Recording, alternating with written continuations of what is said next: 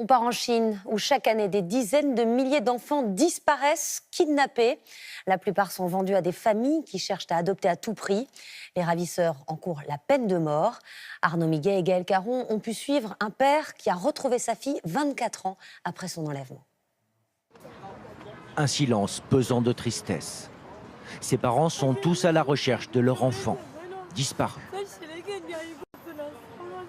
Les photos de signalement sont souvent anciennes, mais ils ne perdent pas espoir et cherchent ce matin encore un signe. Pas de statistiques officielles, mais des chiffres terrifiants. Il y aurait en Chine entre 70 000 et 200 000 enfants volés chaque année. Je me souviens, j'étais dans ma boutique et j'ai laissé mon fils s'amuser avec 2 autres enfants et il a été kidnappé par un homme. Il avait 4 ans et 3 mois. La police veille. Et chose extrêmement rare en Chine, tolère ce rassemblement sur la voie publique. Wang Mingqin incarne aujourd'hui l'espoir de tous ses parents, car lui a retrouvé sa fille et son sourire. Il y a un marché en Chine. Les uns volent des enfants pour se faire de l'argent, les autres cherchent un enfant et n'hésitent pas à y mettre le prix. Vous voyez, c'est pour cela qu'on est nombreux à chercher nos enfants. Pour lui, le miracle s'est produit le 2 avril dernier.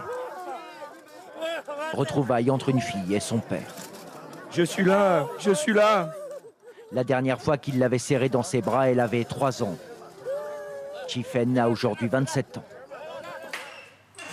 Un moment d'inattention en 1994 et sa fille est kidnappée par un inconnu dans la rue en plein jour. Alors, pendant 2 décennies, des avis de recherche comme celui-ci, Wang Mingqin en a distribué des milliers. Vendeur de fruits, il est même devenu chauffeur de taxi pour la chercher dans la ville. Elle n'était pas loin. J'ai mis 24 ans pour retrouver ma fille qui vivait à seulement 20 km de chez moi. 20 km en 24 ans. Vous vous rendez compte? La voici à l'adolescence, élevée dans la famille de l'homme qui l'a volée. Un jour, sa grand-mère lui avoue qu'elle n'est pas sa vraie petite fille. Commence alors une longue quête, notamment sur ses réseaux sociaux, remplis de milliers de visages d'enfants et de parents qui se cherchent. Aujourd'hui, ils ne se quittent plus. Et Wang Mingqin a même découvert qu'il était grand-père. Elle m'a tellement manqué. Je suis si heureuse. Je ne sais pas comment exprimer ce sentiment. J'ai enfin retrouvé mes parents, ma vraie famille. Les affaires de vol d'enfants qui finissent bien sont rares. En Chine, c'est même un fléau national. Il y a 2 ans, la police démantèle, en pleine nuit, un réseau de trafiquants. Une quinzaine d'enfants, garçons et filles, sont sauvés. Ils étaient destinés à être vendus, le plus souvent à des parents en mal d'adoption. 78 personnes arrêtées. Les enfants du sud-ouest pauvre de la Chine sont les proies les plus faciles.